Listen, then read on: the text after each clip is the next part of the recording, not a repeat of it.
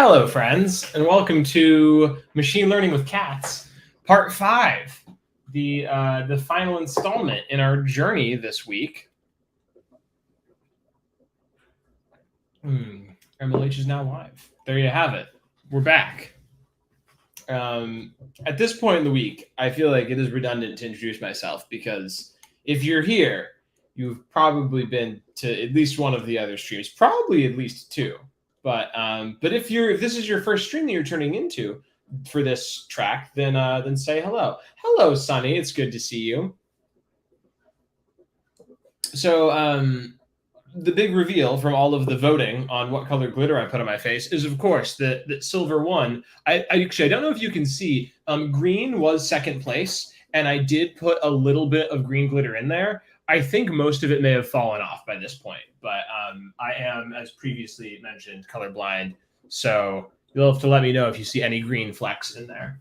But yeah, silver won, and here I am with silver glitter, which actually, on some level, is great because I have way more silver glitter than any other color.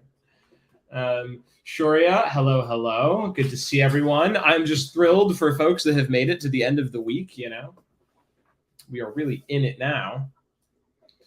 I will start off by saying I have been feeling a little bit under the weather. My throat, my nose are both kind of on fire.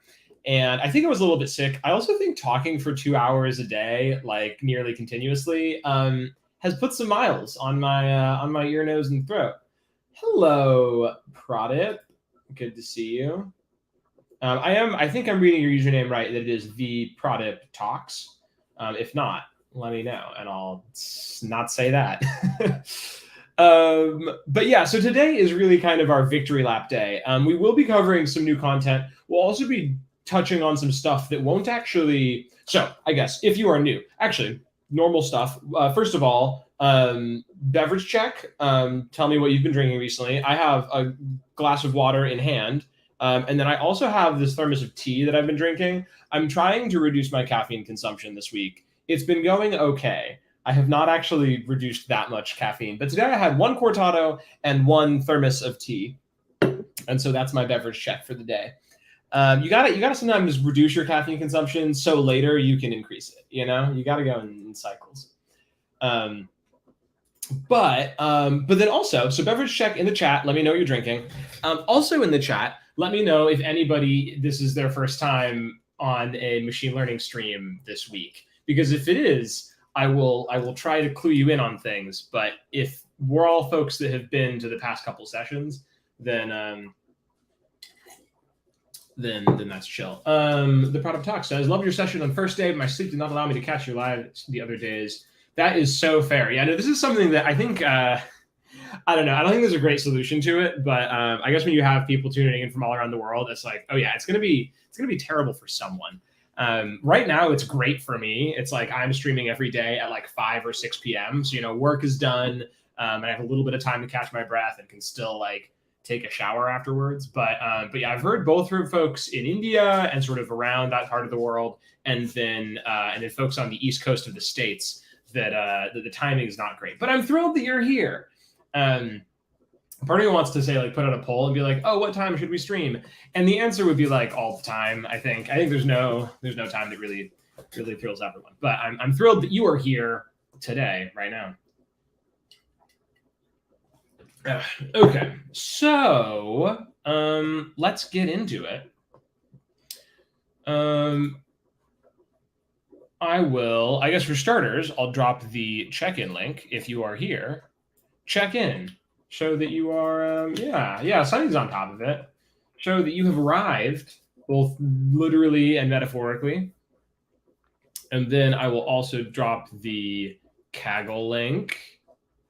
Oh, I was gonna do my little preface is that I've been feeling a little bit under the weather, so I'm gonna try to not talk too much today, which I know is tricky being on stream. It might also be a little bit shorter. We might hit like an hour and a half. It might not be full 2 hours. Cool. So here is our Kaggle competition. No one has mentioned that they're joining for the first time, so I will talk as if everyone more or less knows what's going on.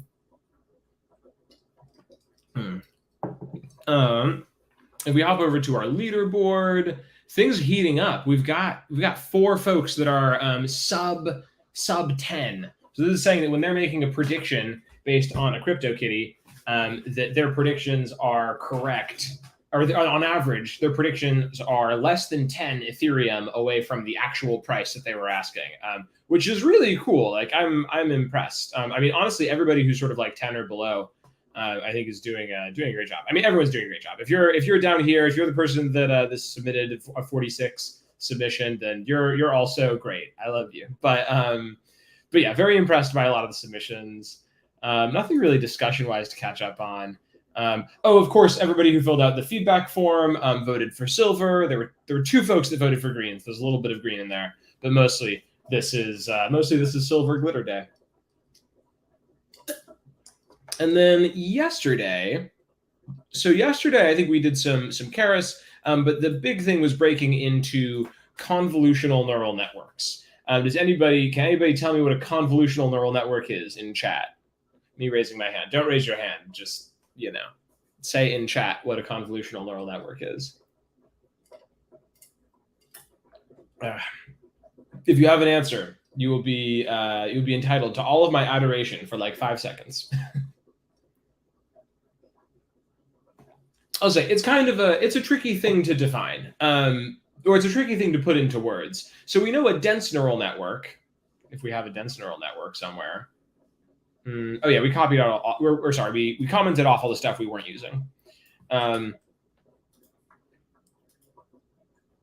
Let's pop in just so we can edit it some more. So our dense neural network, we had just this single dense layer right here. And the main property of a dense neural network is that all of the neurons on one layer are connected to all the neurons on the next layer. And this makes it really, really sort of general purpose, right? There is a theorem stating that a single hidden layer that is sufficiently big can arbitrarily approximate any function that you can think of. So any possible relationship between 2 things can be captured by a large enough dense layer. But it can be really, really inefficient. We'd have to put a whole ton of neurons to capture some relatively simple relationships. And part of that is because a dense layer kind of assumes that every one thing is just as related to anything else as any other thing. So like our example was that it kind of considers the pixel on the top left of an image to be just as related to the pixel right next to it as it is related to a pixel all the way on the other side of the image. And like we as humans know when we look at a picture that all of the pixels right next to each other are sort of relevant to one another. There's sort of some structure in the data that we have. But a dense neural network can't really take advantage of that. And so we added this idea of convolution with our sort of silly example, but here is an image, and then here is a convolution of that image where it sort of becomes a little bit more abstract, a little bit less specific. And so then we built a convolutional neural network that has this convolutional layer that sort of is able to slide a window across our image, looking at just the pixels that are right next to each other at one time, and sort of developing some idea about them, and then moving on. And so this convolutional neural network, overall, I think when we submitted this, 10.06 got us an improvement over our regular dense neural network, which was pretty cool and makes sense that we're taking our picture sort of in context. Is going to be sort of a better way of dealing with it than just looking at all of the pixels together. So the thing we're going to move on to today is, in a word, non-sequential models. So let's see, has this published yet? Nanotubular voted for green. Okay, so nanotubular, I believe on this side of my face, there are a few flecks of green glitter.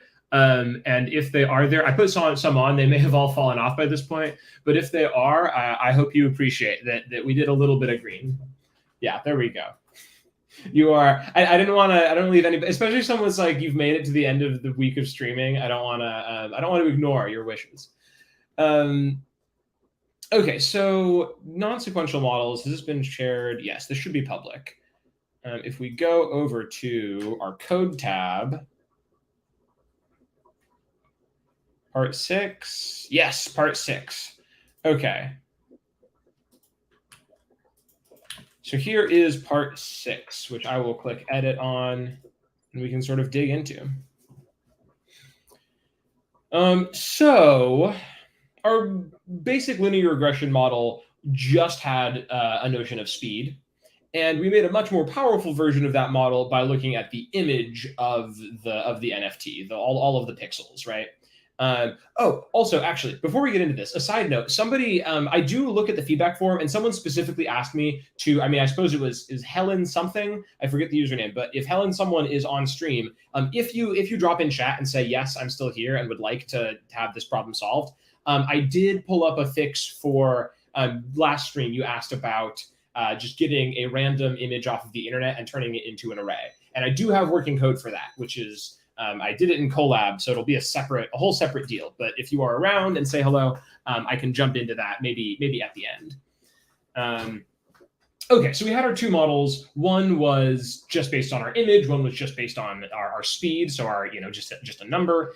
And interestingly, a cat doesn't look any different when it has a different speed. It's not like the cat slowly gets more, I don't know, tired looking. The cat looks exactly the same regardless of how speedy it is, which means there's information that was in our speed model that our image model is never actually going to have access to.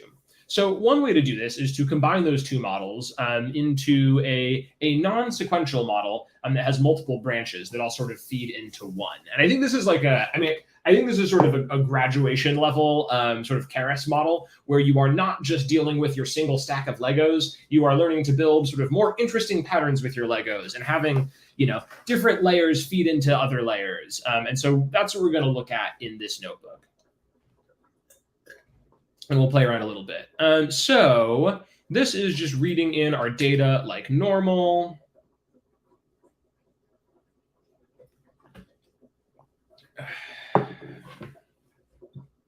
It's loading. We're going to turn our training and our test images into arrays. Here we are doing that same thing by we're going to do the same thing where we clean up our price and remove the commas. The Product Talks asks, can you explain more about Legos? Yeah, so this is just sort of my analogy for Keras giving you these nice little building blocks. So all I mean when I say Legos is when we come back. So this is yesterday's notebook. We come over here. Each of these layers is you don't have to go and implement a convolutional 2D layer. You can just sort of take that as a little piece out of the Keras box and stack it onto your model. And we can stack these things together to build a model. And that's all I mean when I say Legos. I don't know if folks are not familiar with Legos. I should have some Legos around. I think I actually do. But they're a toy building block. And they were a big part of my childhood. And then I'm like, oh yeah, probably they're not a universal. But so toy building blocks that we can, without having to build them ourselves, we can sort of play with them. Cool. So then we do the same thing because we're going to use both our speed and our image. We have to import and process our speed data as well. King C says, want to see the flower crown come out for the last day? Yes, absolutely. I will go grab that flower crown. Oh, come on, flower crown. There we go. Hua. The flower crown has been reasserted. Adam asks, where are the cats? The cats are everywhere, Adam. The cats are in our hearts. The cats are on the blockchain. The cat is in my house. I'm very scared. But no, anytime you want to see the cats, just come over to the data set. Go and click on images. Boom. There you go. There's the cat right there. He's very mad. He's a very upset kitty. Cool. Wait, is this how people on the Isle of Man say meow? Is that what that is? Because definitely anyone who I have seen say meow has typed it MEOW. But if there are multiple ways of spelling, I know there's multiple ways of spelling lots of animal noises or lots of different animal noises. But let me know if that's how you say or how that's how you spell meow. like the sound a cat makes. Okay, so we've pre-processed our labels and our image data. And then we have a map or a dictionary of all of our time units, so minutes, hours, days, and weeks, that will all get turned into numbers. And so this will clean up our speed. So now we really have 6 different vectors here. We have our training input data, which is really our training image data. I might actually update that. Train image data, test image data. Then we have train labels, and we don't have test labels. And then we have, finally down here, train speed and test speed. So now, just like yesterday, we're going to generate a random split for validation. But here, because we have 2 different kinds of input, we have both our train image data and our train speed data. We have to put all 3 of these things in. And so we're going to get out for our validation. We're going to create training and validation for image, speed, and our labels. Maybe I'll call them labels instead of Y. And also, this has gotten long enough that I think we're going to break it up. Let's see. Here we go. Now we can see it all in one line. So we're passing in our training image data and our training speed data, and then we're passing in our train labels as well. And we're asking for 20% of each of those to turn into our validation data. Oh, this should say val, huh? Now, what did I do? Label val should be image val.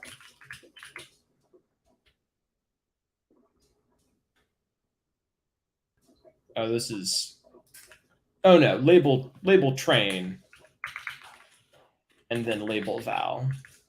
That was weird. Oh, meow is more Latino. Interesting. Huh. I have very, very bad Spanish, and I've never gotten to animal noises, so I totally believe that. Mew from India. Interesting. Mew. Okay, I've heard Mew. Although that might be for me, I might be thinking of like Pokemon and Mewtwo. But no, I think saying a cat says Mew. I think I've heard that. And then Tubular just has cat emoji, which I respect. Okay, I am clearly very tired as well because the generating our training data has been a time. Okay, so we have 6 different lists here, or 6 different arrays. We have image train, and we'll just grab the shape of that. So we have 1,600 rows, and each one of them are a 200 by 200 image with 3 channels of color. Then we have, let's see, we can print all these out. Then we have image val, which is the same, it's just fewer rows. So that looks good. We have speed train, and the shape of that is just 1,600, because remember, speed is just one number, so there's no additional dimension there. Then we have speed val, and that should be the same thing, but with fewer rows. And then finally, label train, and that is the same shape as speed, because it's just one column of numbers. And then label val, which should be the same thing, just a little bit smaller. Yang, Yang. I think that's how I pronounce it. That's so interesting. Okay, if anybody knows any other ways to say meow, or like anybody knows any other noises that cats make in other languages, please drop them in the chat, because this is really enriching. Okay, so we have all of our data prepped, and so now we're going to actually go about making our non-sequential model. So our model is going to have 2 big branches. I really need a dry erase board somewhere. Our model is going to have 2 branches. One that just deals with the image data, and the image data is going to look about the same, or sorry, the image model is going to look about the same as what we've done. We're going to have a convolutional layer. We might do some pooling, and then we'll have a dense layer on top. And then there will be another model branch that just deals with the how do you say, speed. And then we're going to plug those two things together and feed them through one more dense layer, and that will give us our ultimate prediction. So an important thing, actually, an important distinction here is that previously we were able to declare a sequential model and then just pass a list of all of our layers. But here, we don't actually have one sequential list. There are going to be lots of different parts. And so we're going to use a different way of doing this. So technically, each of these things right here, what we just created right here is actually a function. So really, this is a list of functions. But we can take this function itself and give it a previous layer and build our own chain of layers calling one another. And I will show you what I mean. Yeah. When she's angry. That's pretty good. I believe it. I don't know what linguistic tradition that's from, but I believe it. Cool. So we can walk through it. So our first input shape is going to be just the shape of an image. And we're going to call this our image input. I guess we can talk through what we're importing here. So this is our whole model, but I want to take it sort of step by step. So input just defines the shape of something coming into our model. And when we do this in a sort of functional way, we have to define that. Dense is sort of our old friend, the dense neural network layer. Concatenate, this is going to be the key to plugging different branches of our model together. So concatenate says, just take these two parts, these two layers of a neural network and stick them back to back and pass that to the next layer. So this is going to be how we're going to merge two different branches.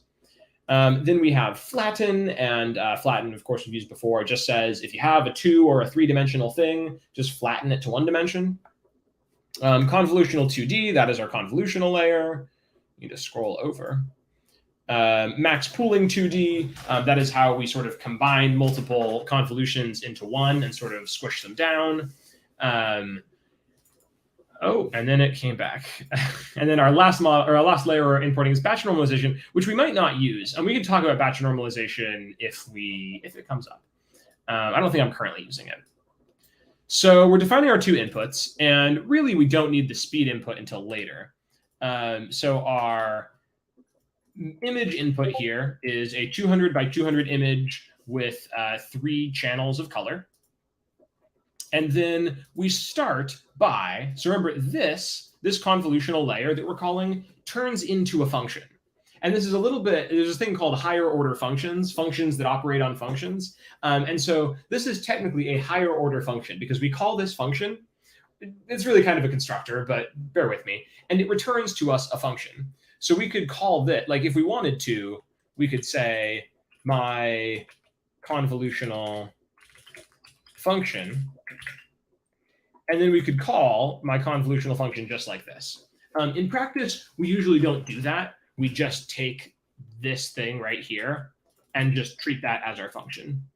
And if you think about it, it kind of makes sense because that convolutional layer does take some input and produces some output, right? It takes in, as you're doing a forward pass, it takes in whatever image you have from the previous layer, does the convolution, and then returns it out.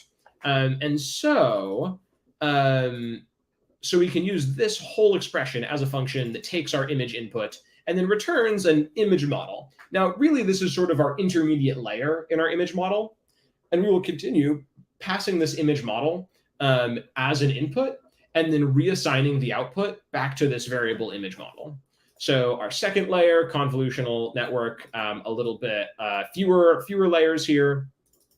And we again take our image model and pass it back to image model.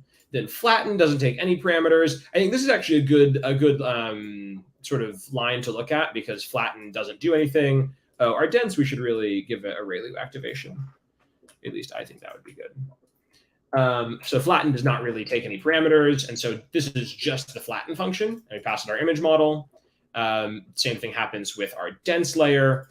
And then we wrap this in a model. So we wrap all of from the moment we get our image data in out to the point where we've passed it through a dense neural network. And that dense neural network only has 32 outputs here. And we can say, okay, that whole thing, think about that like one model.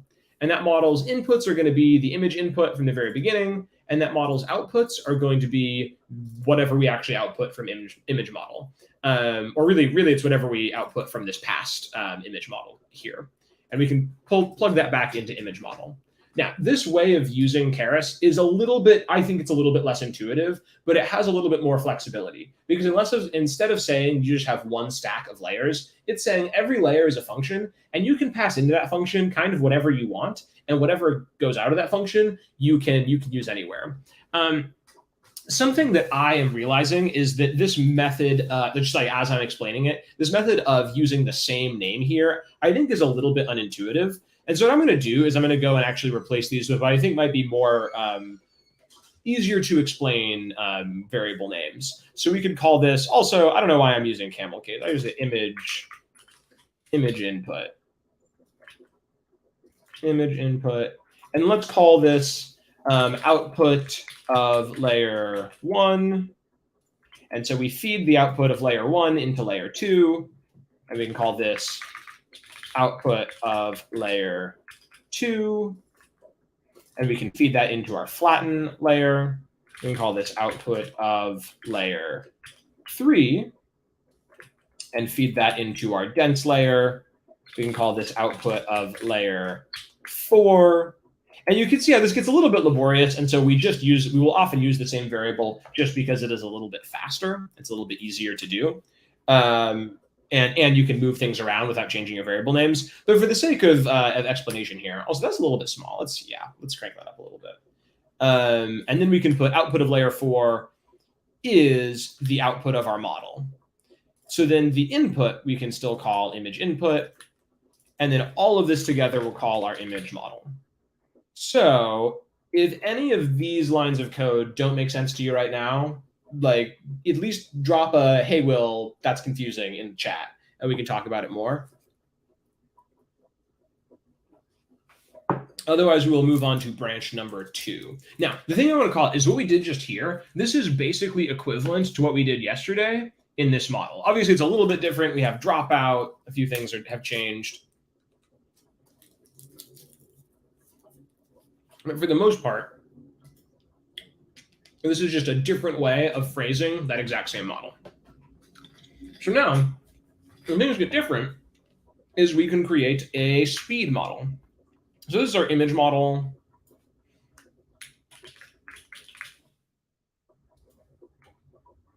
And then here's our speed model. And so the input for our speed model is just going to be of size 1. It's just a single number coming in. And we'll pass it through. There's a question of really if this is actually necessary. And you would say maybe it's not. But the idea of having a dense layer here is that maybe our network can learn something like a better representation of speed rather than just this number, right? Because our number increases really fast. It goes from, from like 2 to 12 or 2 to 60 to like 1,000. And there are no numbers in between. And so it's possible that our model might actually be able to reshape that number in a way that's sort of more useful. Maybe the curve of like how bad speed is not linear, perhaps. And so we can call this speed input. We'll pass that into our dense layer. And we'll call this output of, this gets a little bit tricky. But we'll call this output of speed layer 1. You can pass that as the output of our total model, and then speed input is our input. And we'll call this our speed model. This is just a much simpler version of what we're doing above. So now we're going to combine those two branches by using this concatenate function. And we'll get the output of our image model and the output of our speed model. Oh, I can type, I promise. So then this is our combined layer, and we can now feed this through one last dense neural network. it's really often it's often a good idea to throw one dense layer at the end of your network, just because it is that sort of utility knife of machine learning, where really any kind of relationship that you need to learn, it can get pretty good at. And so we'll call this output of combined layer 1, and we'll feed this into our final layer that has a dense activation, and we'll call this our final output. And so the output of this model is going to be our image model's input.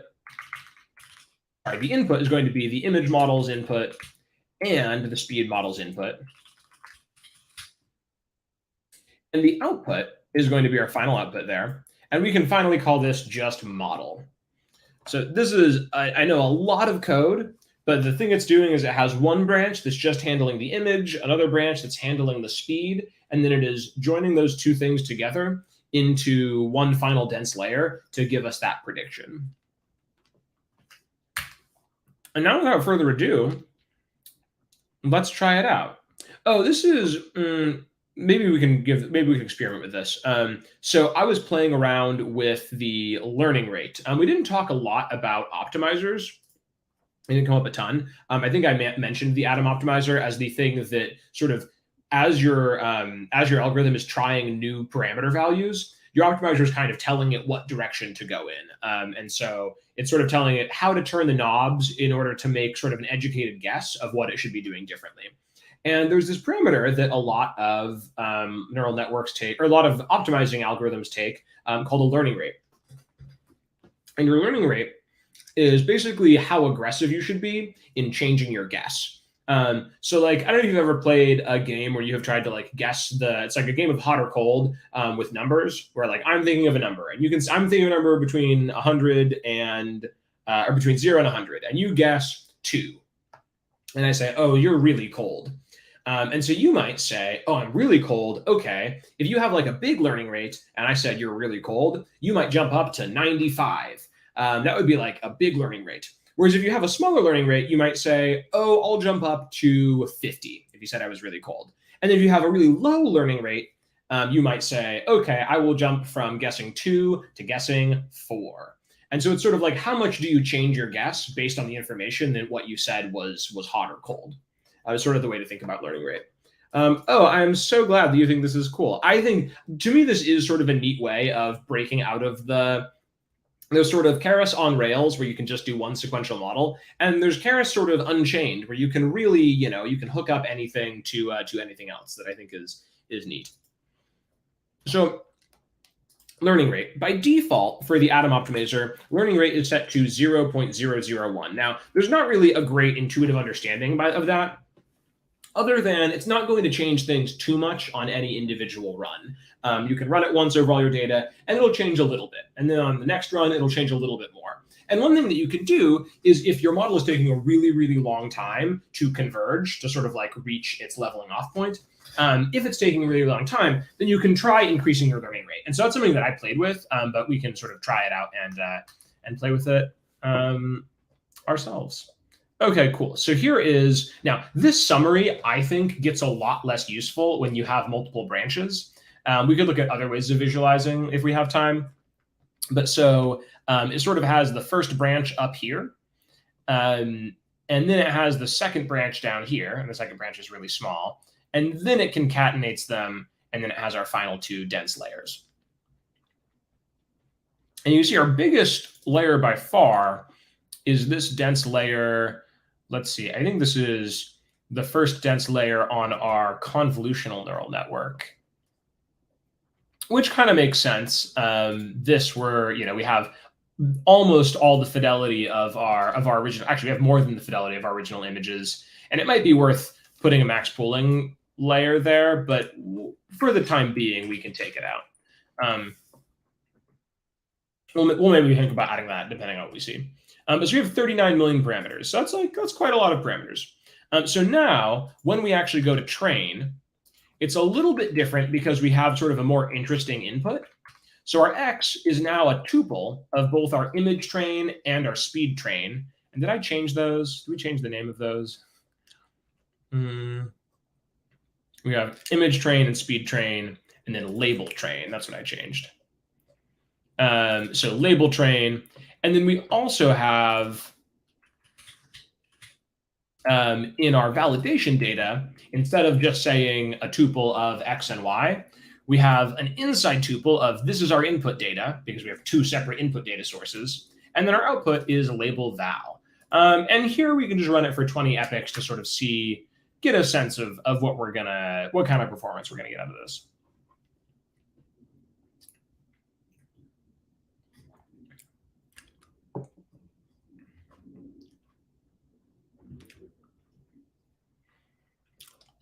Loss starting kind of high out of the gate. Honestly, the training loss is remaining very high.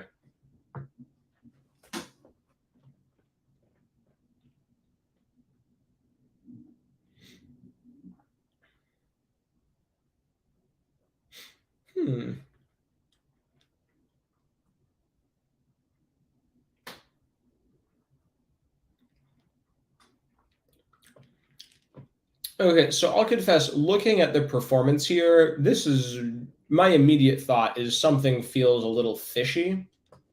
I was playing with this earlier, and we were observing better performance than this. This is, I mean, usually is kind of stochastic, which makes me feel like something is not hooked up quite right. So let's go back through and look at all of our individual steps here. So image input goes into a convolutional layer. A convolutional layer goes into another convolutional layer. Layer 2 goes into flatten. Layer 3 goes into here. Oh, I did make that activation ReLU. I would be surprised if it being non-ReLU was like the thing that helped it. But the model has image input, and that turns into image model, and that all seems reasonable. Speed input looks correct. We have one dense neural network layer, output of speed layer, and we get our speed model. Cool. We take our combined layer, and we say output of combined layer, and we have our final output.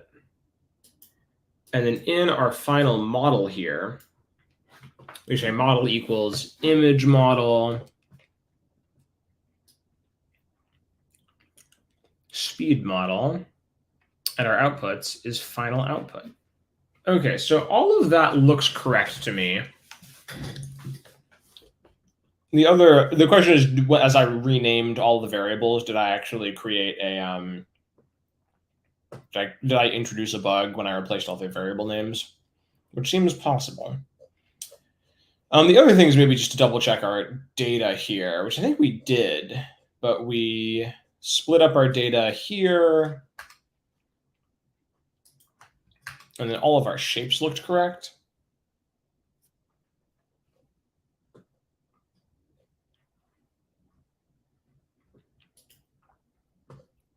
Yeah, that looks right.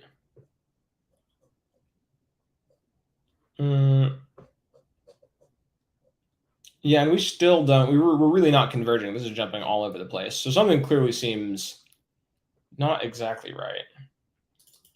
We have image train and speed train, and we're trying to predict label train. Then we have image val and speed val, and we're trying to predict label val. That's our validation data. Okay, so I am, I'm a little bit stumped. So I am going to, unless anybody notices an error that I did not notice, I'm going to try to clean this up just by actually going back to the sort of unintuitive or the less descriptive variable naming. So we could call this image model, I think is what we said. And then we pass image model into conv2. And really, all of these can just be called image model. And that's that. And then we have speed model.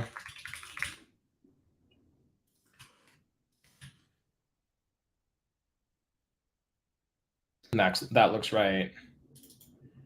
And then we could call this, I don't know, final model.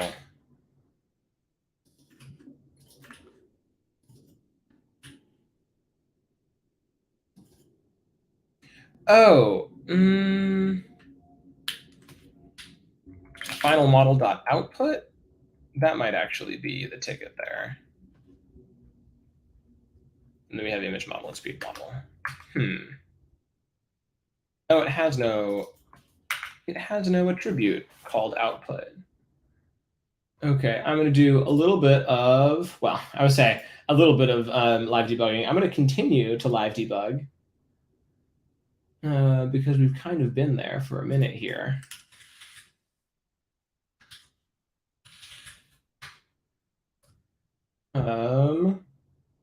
But while I do that, why don't I punch back in so you can see my glitter? And then I will show once I have some good debugging resources. I will show them off.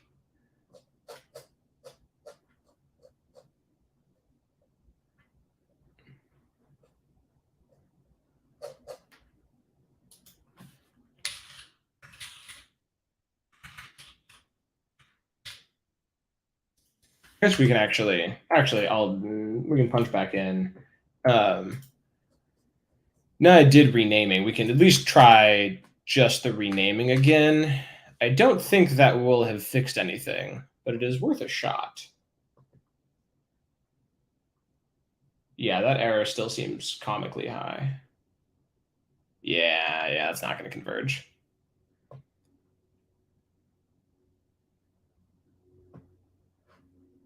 Unless for whatever reason it is.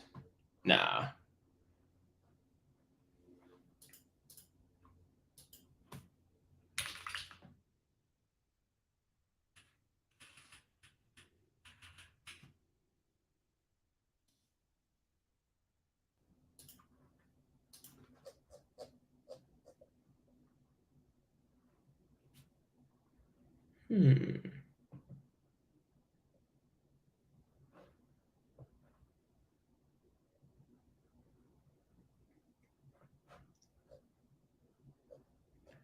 Okay, I think the thing I'm going to do is go to the published version and just see what I had there. Because I got too excited. Apparently whatever I was doing here was working.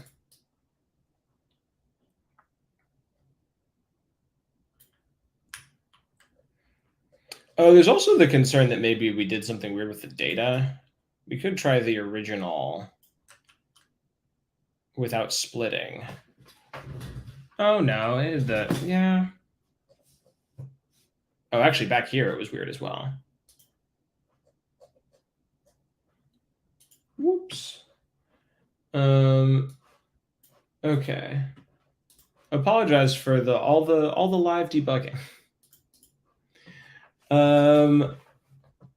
So let's try.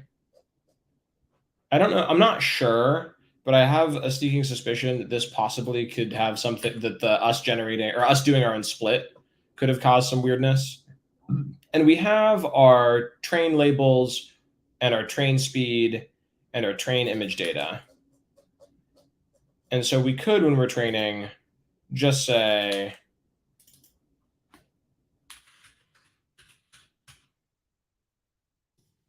train labels.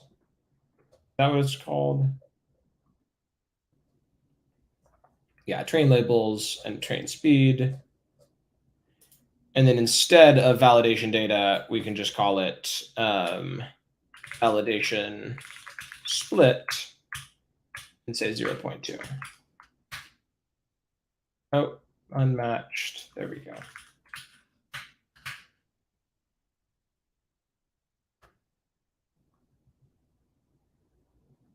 Okay, I think this was the problem because this is suddenly looking. Oh no.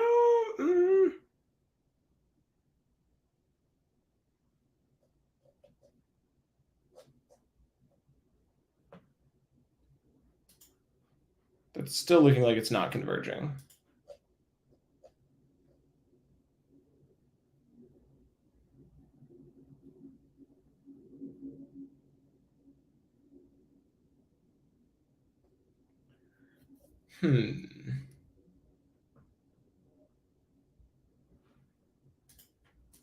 Yeah, for sure. Yeah, I feel like if you've made it to the fifth session, then maybe the reward you get is just the joint commiseration of like, yeah, this is the less produced version of the live stream. Sometimes you just gotta stare at your code until it makes sense.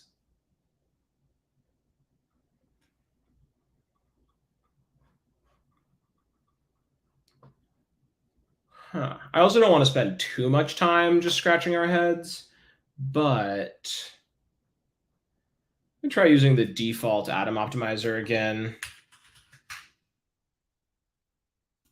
It shouldn't really change anything about the model itself.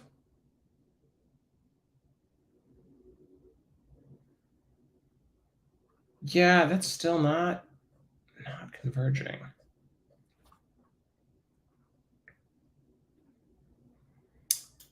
I'm gonna just for the sake of debugging, let's make our model just a little bit simpler, I guess. And let's change this back to activation equals ReLU because I really think it ought to be.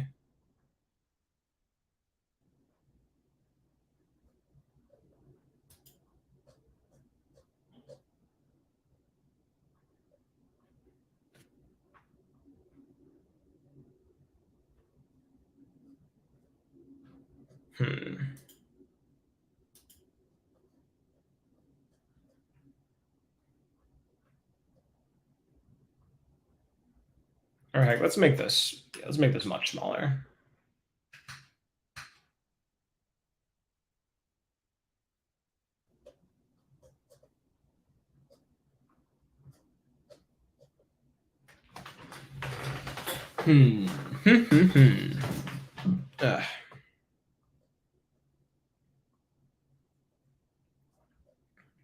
I will promise that there was a time where I was playing around with this that I was actually getting decently good performance out of it.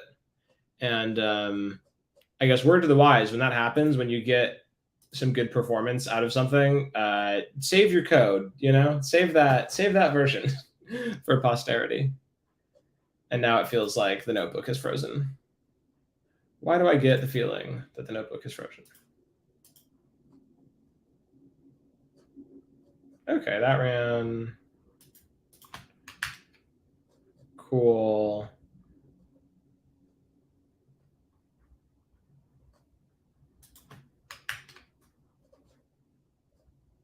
We are still flattening our model correctly. Yeah, okay.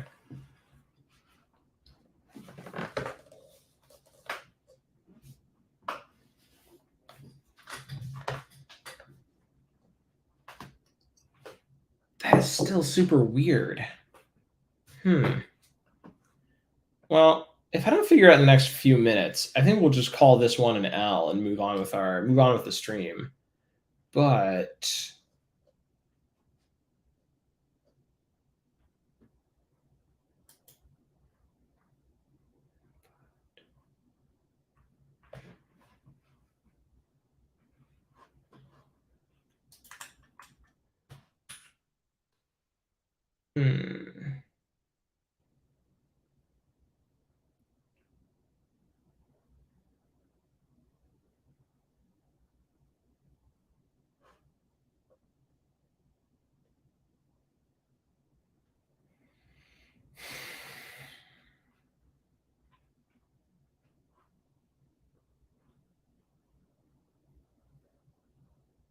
if I do not end up getting this sorted, I will see if I can fix it off stream and then re-upload it and publish it.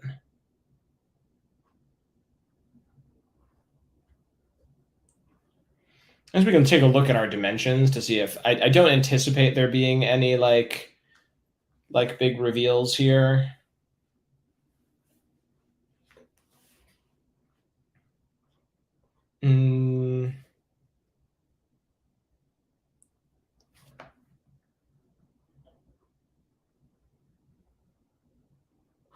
Hmm.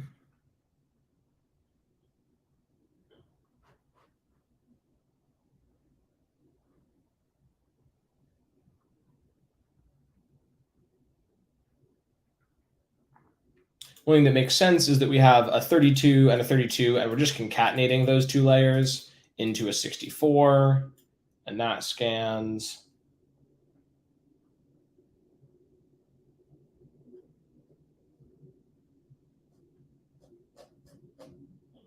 Just gotta double check our train labels look correct. Our train speed looks correct. My eyes are really dry. Ugh. Hmm.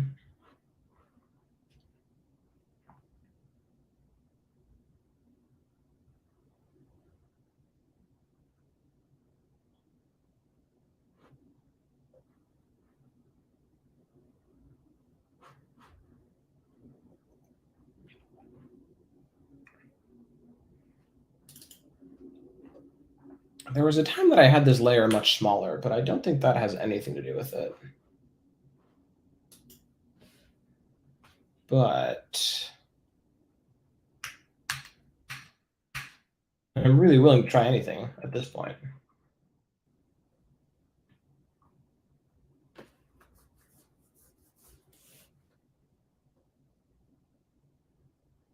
Oh, hey. I think that got us back to the behavior that I was expecting. Okay, so real-time post-mortem, because I think, yeah, that is actually, it's looking a lot more reasonable now, is that we had a, oh, where is StreamYard? Yeah, we got somewhere. Okay, so I'm glad that we pulled it out there. So the thing that changed, the thing that apparently that I changed that made it work is I changed this dense neural network from having an output of 128 to having an output of 2. And that apparently made all the difference. And we're now getting sort of like a nice convergence. And we can graph that actually real quick. I'm going to grab the graphing thing we had. Just to see what that really is looking like. So yeah, that now is looking like a pretty, I mean, like some abrupt, really good performance increases, and then a pretty steady increase. In fact, let's actually graph starting one time step in. Maybe even 2 step. Oh wait, no, that's not the right. I want to start 1 time step in. Okay, there we go. So there's our performance increase curve, and that looks great, right? Like you're a machine learning scientist, like that's the kind of curve you want to see. We're getting steady performance improvements, and our loss is not increasing, and it looks like we could even just run it for longer, right? So this is actually at this juncture, I want to play around a little bit with learning rate because now I'm very thrilled that we didn't just leave it broken. So let's keep everything the same except for this learning rate. We can do atom, so we can sort of fine tune our learning rate here. Learning rate, and we can set it equal to, by default, it's 0.001. Let's set it to 0.002.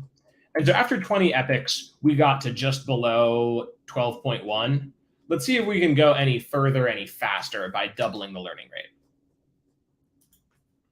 So remember, the learning rate is just sort of like when you get sort of an updated, when you get feedback and someone says, oh, you were a little bit high or a little bit low or whatever, it's sort of how much do you change your next guess. And we can see we're already actually moving faster than we were last time. We're now sub 12.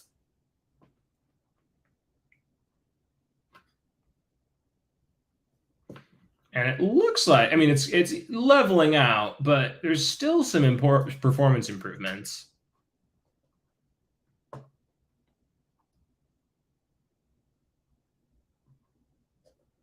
And we're graphing.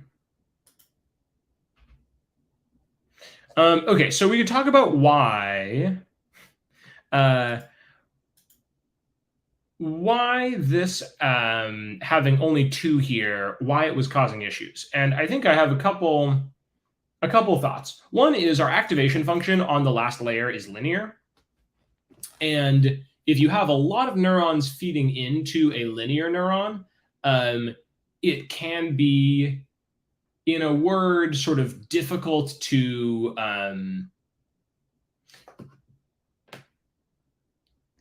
so it's actually let's take a look at some activation functions. So a linear activation function. Actually, have we talked about how neurons or how neurons and artificial neurons work?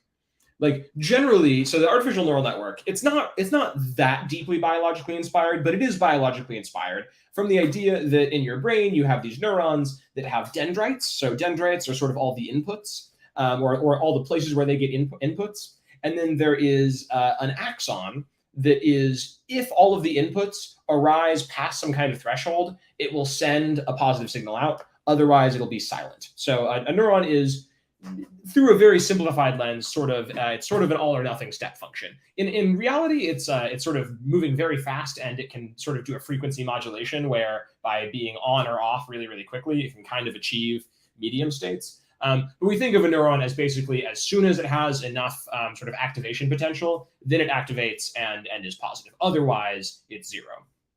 And we have a lot of activation functions that sort of try to simulate what the brain is doing, or like, oh, okay, I itched myself and now there's glitter everywhere. And there are a couple activation functions that are very popular. So I just am pulling up a bunch of tabs before I pop back.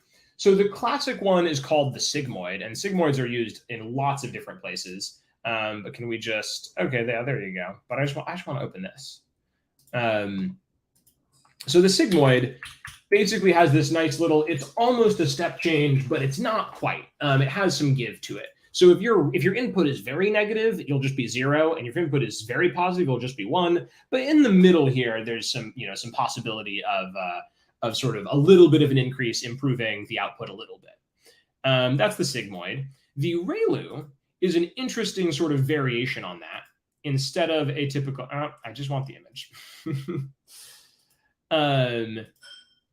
ReLU says if you're less than 0, you actually just stay 0. So it sort of lops off all of the negative numbers, but it lets the positive numbers actually grow basically arbitrarily large.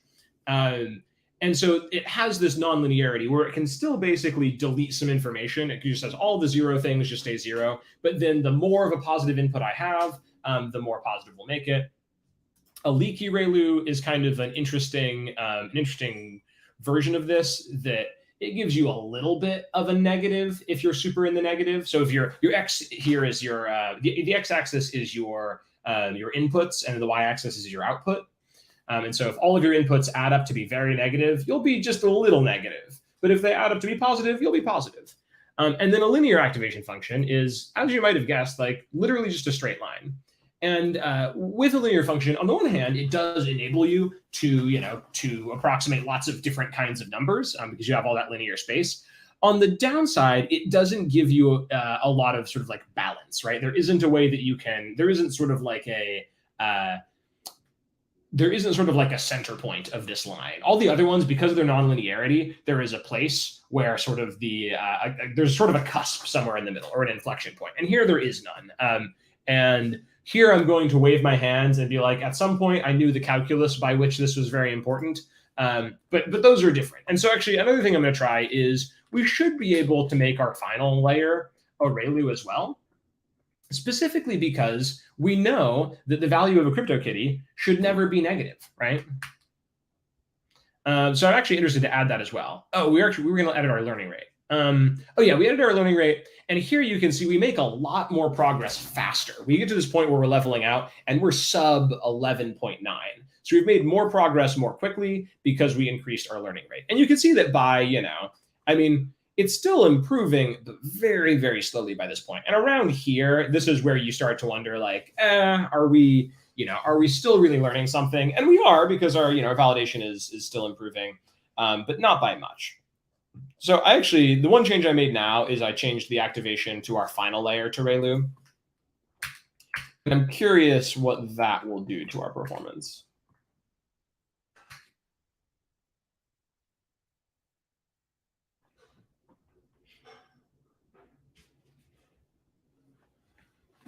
Okay, very cool. It seems like we're improving even more.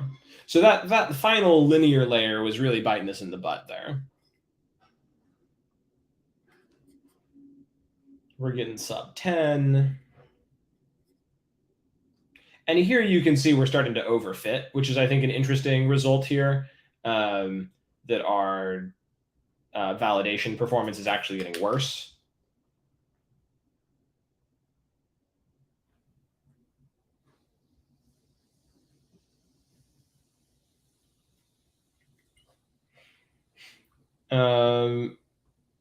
So yeah, I'm going to say changing the last layer to ReLU actually was not better, which is an interesting result to land on. So let's change that last one back to linear. Why don't we? And then here, let's actually crank our learning rate up just one more notch to see if we can get to our sort of our final state even a little bit faster. Okay, we've hit our memory limit, so we've restarted the notebook, but we got a lot of experimentation out of that, and instead of cleaning up the memory leaks, let's just restart and try again. Yeah.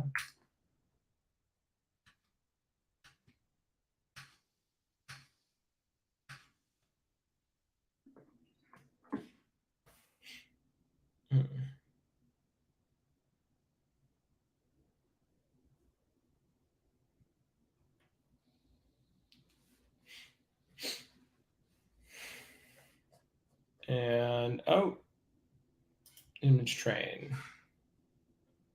Oh yeah, we didn't actually generate image train, so that's commented out as well. Ha ha ha.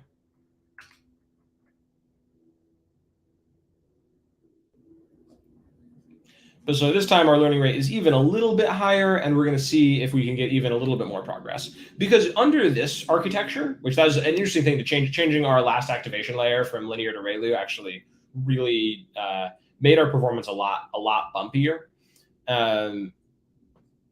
But so we can see if a little bit higher of learning rate can get us into sort of high performance territory a little bit faster. If we were really being upstanding scientists, we would have saved our last graph so we could compare it. But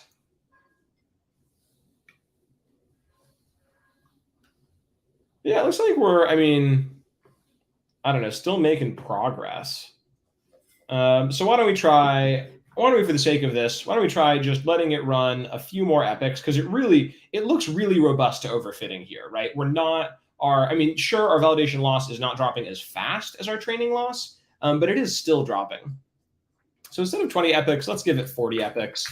And then why don't we just submit this and see if we end up with a genuine improvement. Oh, actually, we only have one convolutional layer. I'm kind of interested to try. Okay, I'm killing it because there's just too many fun things to experiment with.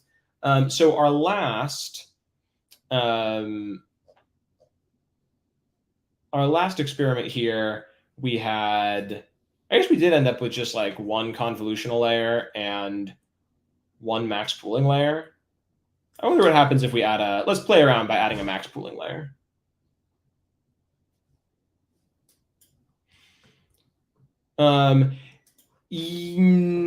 That's actually such a good question. Yes, we can talk about convolutional pooling, or yes, we talk about convolutional layers again as well. Let's see. I'm just going to look at the documentation for dense, just to remember what is the default.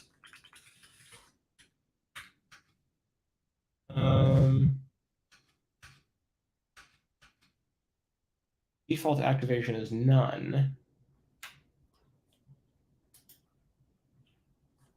Oh, which I guess that just means that whatever your output from one layer is the next one, right? So actually there's no change in. I think that is essentially a linear activation. just with no slope, basically. And that might not be a very particularly helpful answer, but yeah, over here we're using ReLU for our second to last layer. I mean, another way of thinking about it is that it's like, oh yeah, we're just adding up the output of these 128 units, and like that's our answer. Yeah, so convolutional layer. So yesterday we got a little bit deeper into this, and this was sort of our little experiment to show what it kind of is doing. But the idea is you have an image, and this is a super, this is literally just our black and white zeros and ones image right here. And in order to sort of extract information from it, you can roll a window across it. So you have a sort of a sliding window where first you just look at these top 4 pixels. And then you look at just the next top 4 pixels. And you keep sliding that window along. And you do something to it. And so this something that you do is technically the convolution.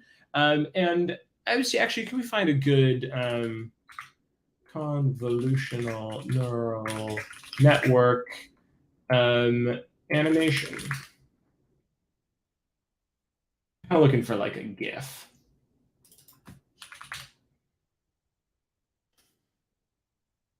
Oh, here we go. Okay, yes, this is actually quite a good. This is the image I was looking for. Will it still animate here? Yes.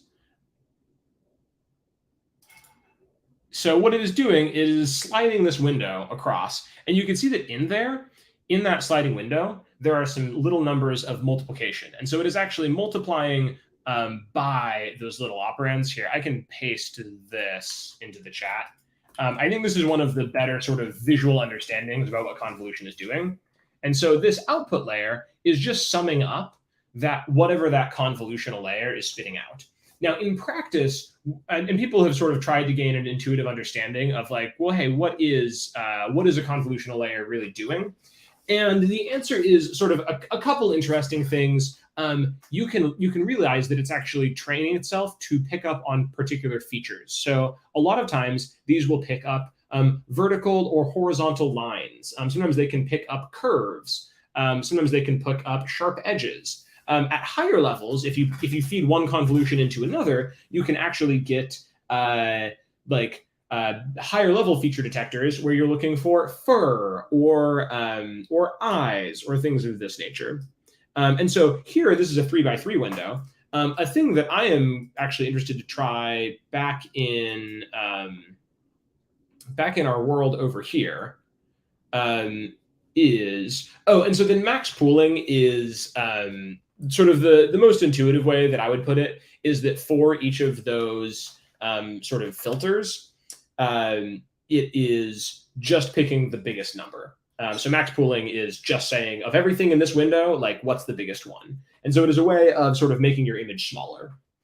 So I am interested in, actually, here's one fun experiment to run is what if we made our convolutional window like bigger? What if we made it 5 by 5? And you can imagine here, like that convolutional window could actually match very specific features. So instead of 16, what if we give ourselves 32 windows? Sorry, this is 32 different kinds of layers, and they're all going to be 5 by 5 windows.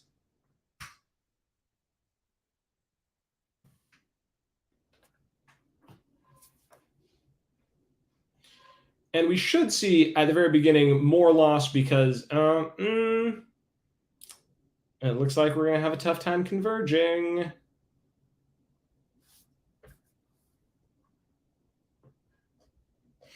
It is possible for this configuration, our learning rate is actually just too high.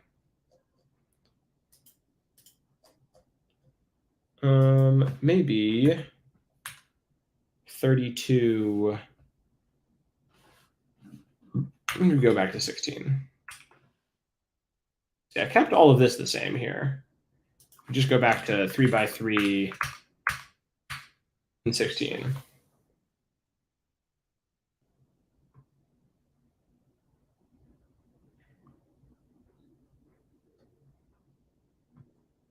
Okay, this is sane again. Okay, you know what I want to try is I actually want to try something that's not a ReLU. I want to try some sigmoids.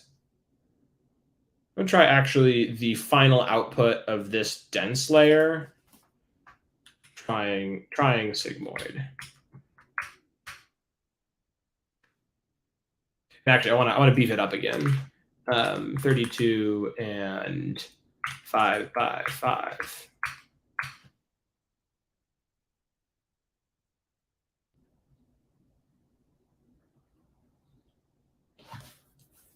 Okay, interesting.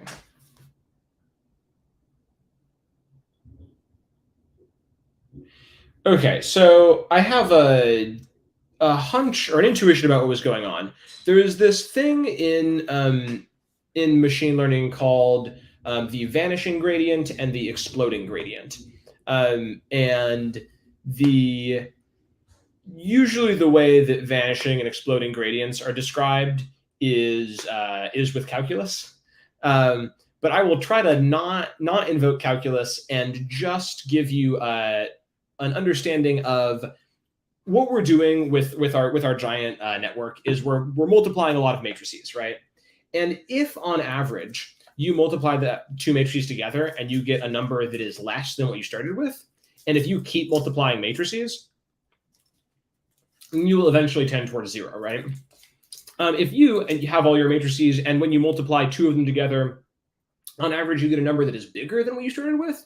Well, if your network is deep enough, you can get what's called exploding gradients, and it is so hard for like it's difficult for your network to converge on sort of one right answer, because all of the numbers get too big. This is like very hand wavy, and there's like a lot of there are like 2,000 papers written on the subject.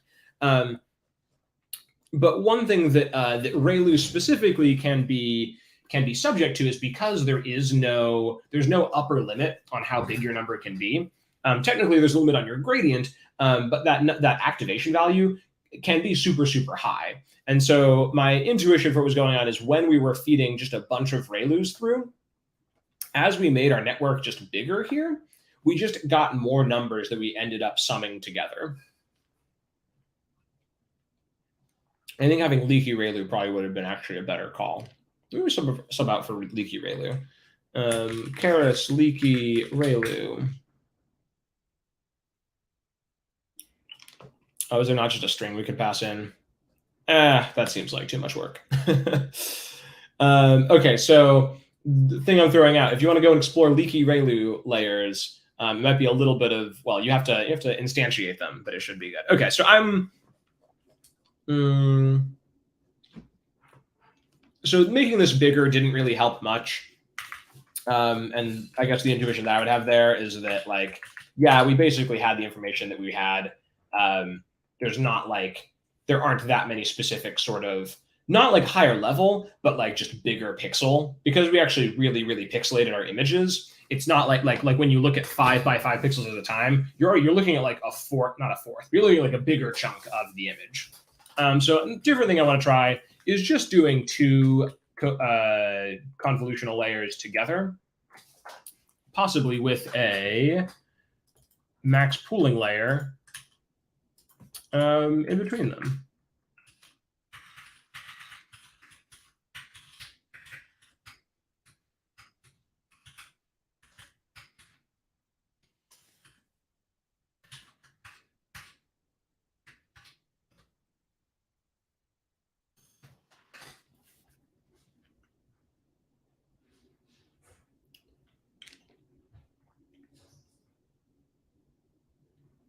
Okay, this looks promising. This seems to be a little bit better than we were doing before. It's a little bit noisier. We're making our model a little bit deeper, and so there's a little bit more of a chance for overfitting. This seems as though net we're improving.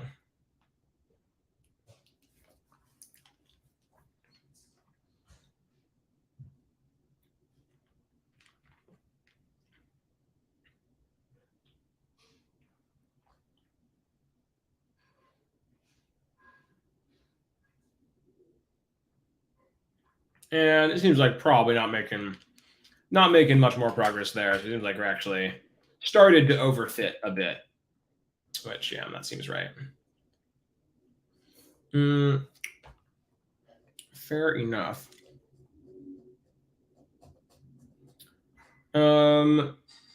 So our final, I guess if we took off or if we put back in the first step, it probably gets really good. Yeah, there's some improvement, and then we started drifting apart.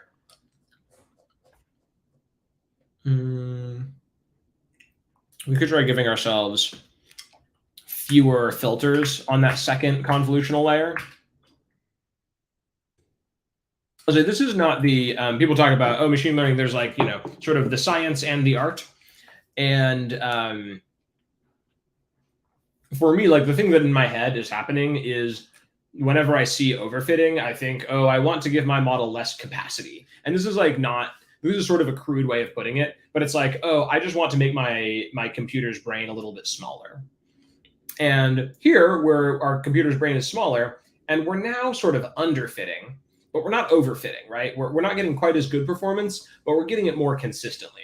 And so choosing where to turn that knob on sort of how much do I care about, ideal performance versus how much do I care about like knowing that it'll generalize well. That's sort of a trade-off. But when you get to that point where if you under like you're equally trading off underfitting and overfitting, which is about where we are, it's like, okay, I gave it some more capacity and it started to overfit, and I removed some capacity and it started to underfit. That's a good sign that your model is at least in the right actually help it out that much. So at this point, why don't we actually just batch this up and make some predictions based on it? So we should have already prepped all of our test stuff. We have our test speed, and we have our test image data, IM data. Try that again. And so we now should be able to take our model. Oh, foiled right at the last minute there.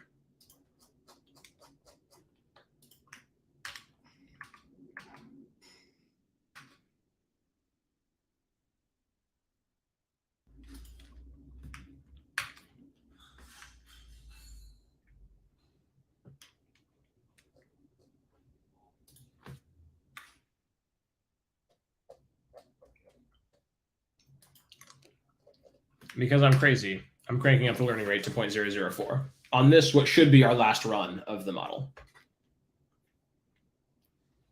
You see, this is what happens is I log on and I'm like, oh, you know what? I'm feeling a little sick today. Like, we'll try to make the stream short. And then we get on the tangents, and the tangents are compelling, and I can't put it down.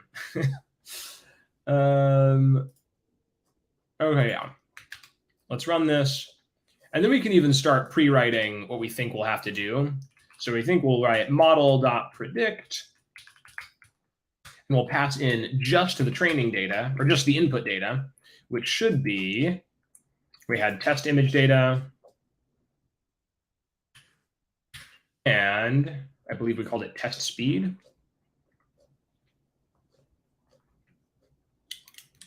And test speed.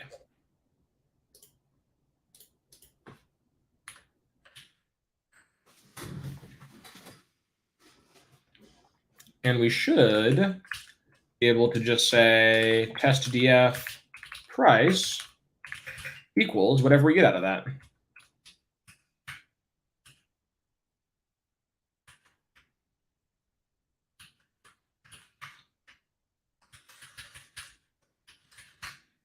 And why don't we say plt hist? Just to see what our prices look like.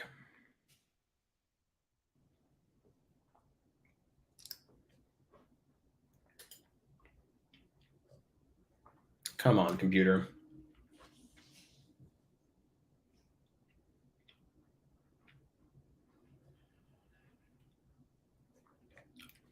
Cool. That looks like a nice graph.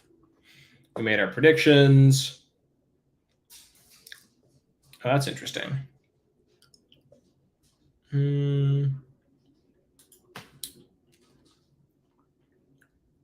We have one that we're predicting. We have a lot that we're predicting as 0. And then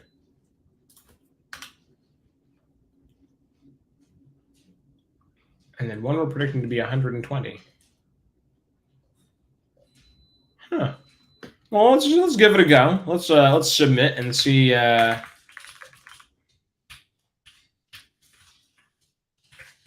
see how it does.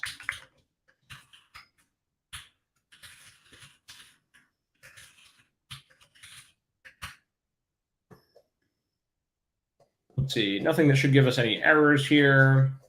Yeah, let's go for it. Let's submit.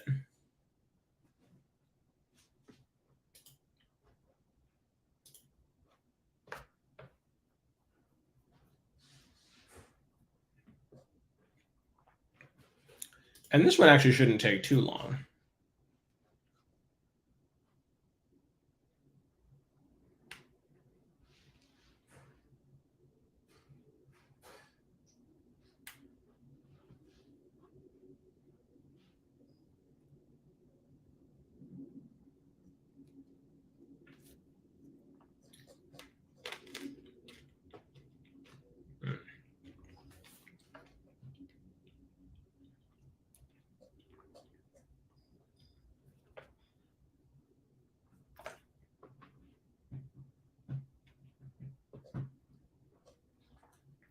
So we're in our actual main training loop here.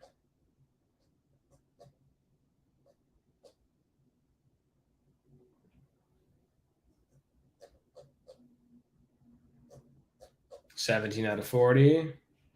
Closing in.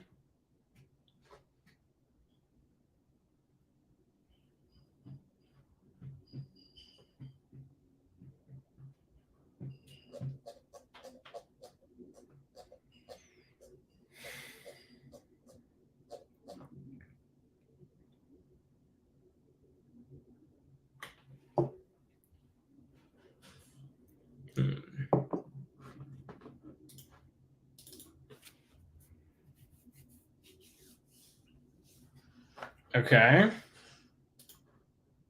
Submission complete.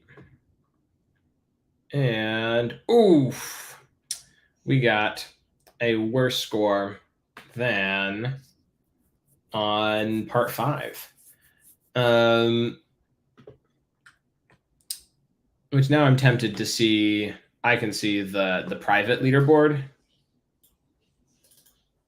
I have a feeling it'll be the same, but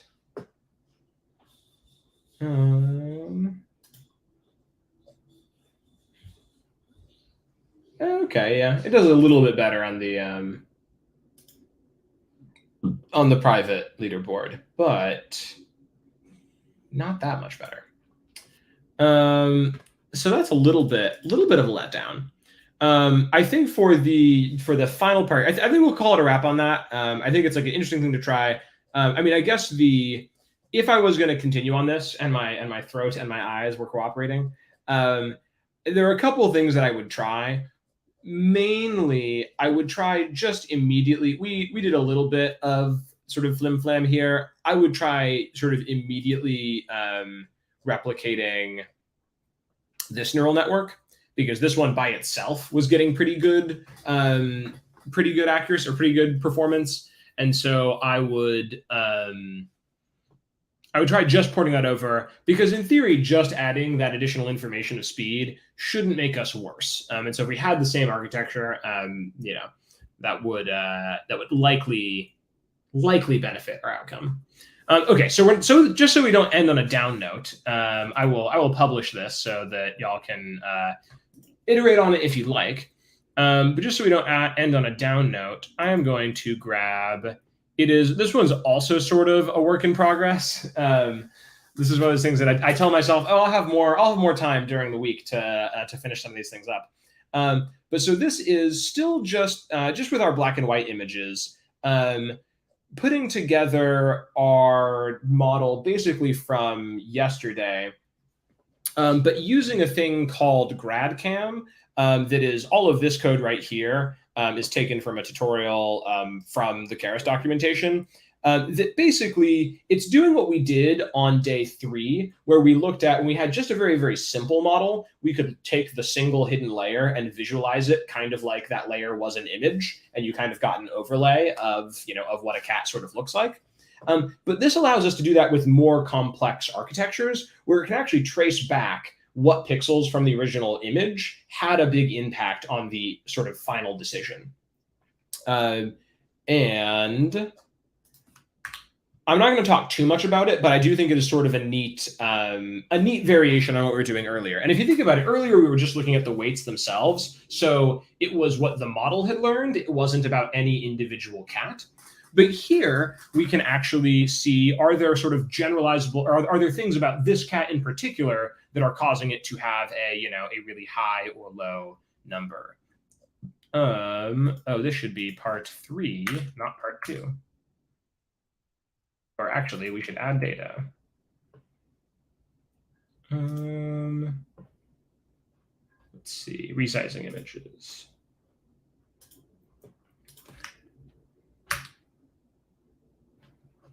Cool.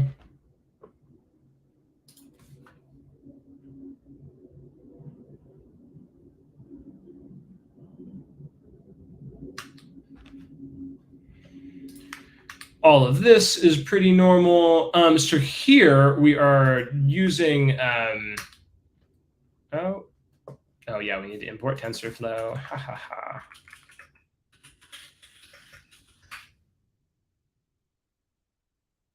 This is a variation on that convolutional neural network that we started with.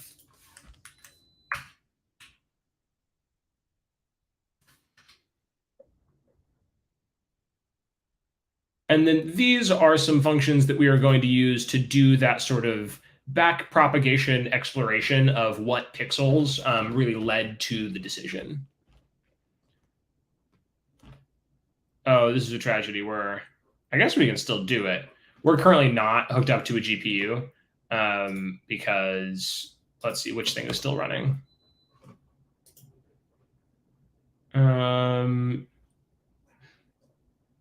Oh, it looks like we should be able to actually use GPU. I just didn't turn on the GPU.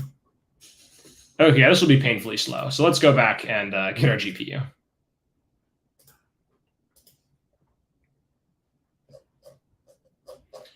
But we probably will have to rerun everything. Yeah. Oh, what's still?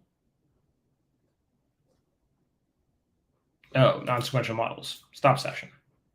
I don't care about you anymore. Okay.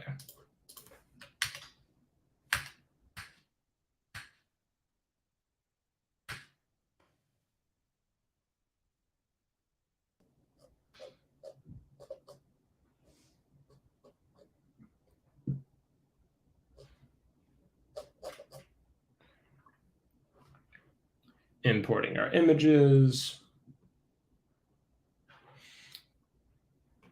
Okay, because we're here, let's crowdsource this. Does anybody have any really good recommendations for when you've been talking too much and your throat is just sort of like sore from talking?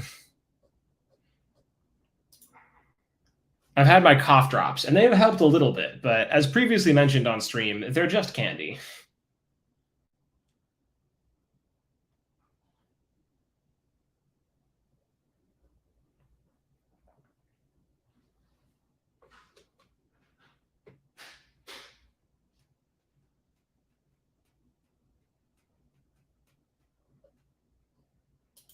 Cool. Okay, so then what's happening here is that we are grabbing, we can grab an arbitrary cat. But so like if we wanted to, we could grab cat 1 by saying 0 to 1. And then the label would be, or sorry, this would grab cat 0. And we can forward predict. And then this is highlighting the pixels that were important to it, which actually we should just visualize.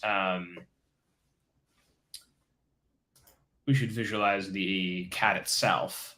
Oh. We should be able to do IM show. That's still broken. Oh, that's still broken. Haha. Can we do CV2 IM show? No. Okay, so this is, ooh, salt water. I will give that a try. I will gurgle some salt water. Yeah, thankfully this is, I was telling Richard, my boyfriend, this weekend I want to do very little. This week has been a crazy one, and so this weekend will just be very, very chill. So recommendation accepted.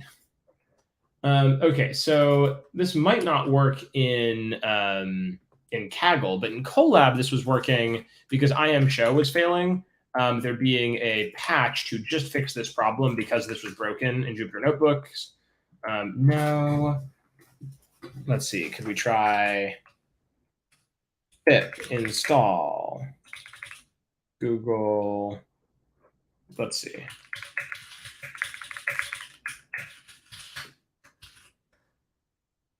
Install Google Colab. Let's try that.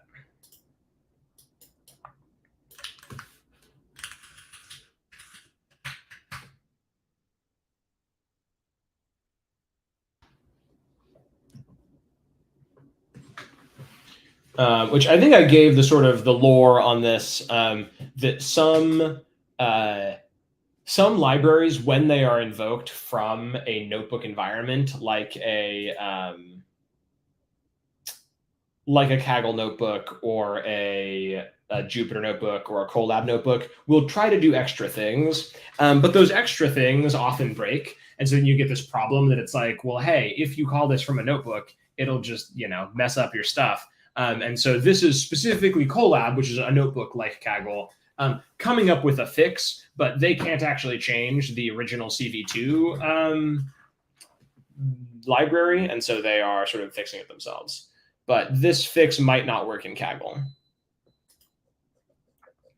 But there is the, I guess we don't even really need it because I think the first image should be the first image here. Oh, no, it won't actually. We'd have to look at the first. Still installing. Maybe it won't happen. We can try train df ID 0.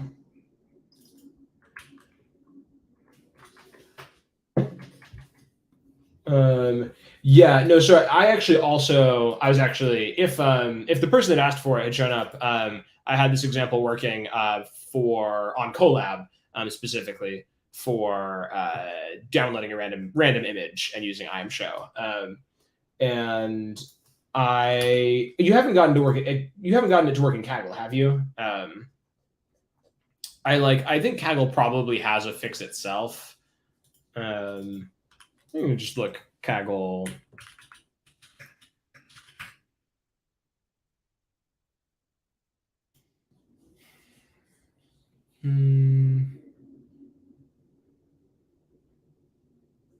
You cannot use IMShow in a Kaggle notebook. Cool.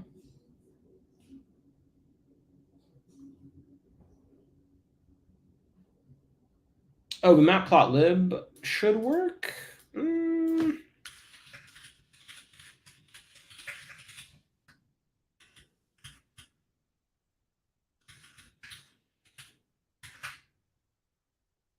Oh, that is also failing. Oh, this is just invalid shape. Oh, that's fixable. We should be able to say image array, everything, everything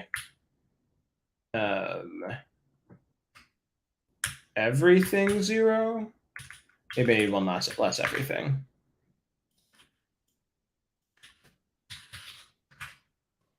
So we want to get rid of that last random 1 there. And so you want everything 0. Okay, yeah, that should actually work. Oh wait, yeah, we actually needed to try to plot that one. Oh no, invalid shape. Oh, I guess technically. And then CMAP equals gray. There we go. Okay, so there is our black and white CryptoKitty. And then if we scroll down, this is what pixels our model was really paying attention to. And we can try that for another one. We can say, instead of we can say 1, 2. So this will just be the next kitty. That is our next kitty, and the sort of bright areas are what our model was paying attention to. And we can just look at kitty number 2. There's kitty number 2. And there's what our model is paying attention to. And it's interesting to me how much actually there's like quite a bit of information it doesn't care about that much. Like its spot pattern actually doesn't seem to be that lit up, whereas its eyes seem to be really, really important, which interestingly, you can see what it predicted and what the right answer was. And it got the right answer just with the wrong sign, basically. It basically flipped it to negative, which is interesting. So our model didn't do that well on this CryptoKitty. But it is interesting to see sort of like what it found important. And you could imagine taking this information and going and trying to figure out what are, if we trained a better model, trying to figure out what features people actually find important. You can also use this kind of information for lots of other reasons. You can use this with non-tabular data. For example, if you had a model that was approving or denying folks' loans, you would want to know, is the model looking at, say, somebody's race and saying, oh, we're not going to send them, we're not going to approve them this loan because they are Hispanic or whatever. And so this sort of technology of like, what is the model looking at on this particular example can be super useful. I think that is probably where we're going to leave it, with a little bit of additional wrap up for the Kaggle competition. So I think I extended it basically by 24 hours. So you have all of tomorrow, or 24 hours from now, to get in your last minute submissions. If we jump back over to the main competition, I guess I'll do my final, I'll be around to answer questions in the discussion page. And I guess my final reiteration of, we'll do 5 swag drops, 2 for the top 2 people on the list, 1 raffled off of anybody. And actually, to be clear, this is the public list. The actual winners will be determined by the private list. And I will tell you, the first person on the public list is not the first person on the private leaderboard. So there will be a little bit of shakeup, which is, I think, kind of interesting. The additional thing I would say is we'll randomly pick someone who submitted at all, who is a contributor, to get a swag drop. And then finally, top code and discussion contributors will also get swag dropped. And props to everybody who participated and contributed. It has been a great week, even though by today I feel like I'm ending on sort of a down note. But it has been a blast. I thought it was kind of a kooky but very fun challenge to take on. And I appreciate you doing it with me. Let's see. Oh, yes. Thank you, Anujan, for pasting the link. That is the link. Oh, also, actually, yeah, before I forget, I will also paste the feedback form link. Oh, there it is. I might actually do a last minute update to this because I would love to get people's thoughts on what machine learning challenge should we do next.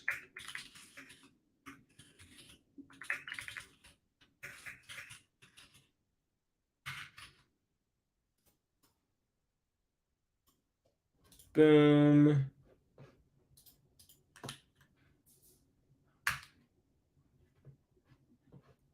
Yeah, absolutely. So the competition link is right here. You said truck link. I don't actually know what you mean by truck link, but there is the link for the competition in general. Unless there are any other questions, I think I'm going to sign off and gargle some salt water. It has been a blast seeing everybody. Happy global Hack Week, and thank you for spending it with me. I will see you possibly at the next Global Hack Week. Peace, y'all.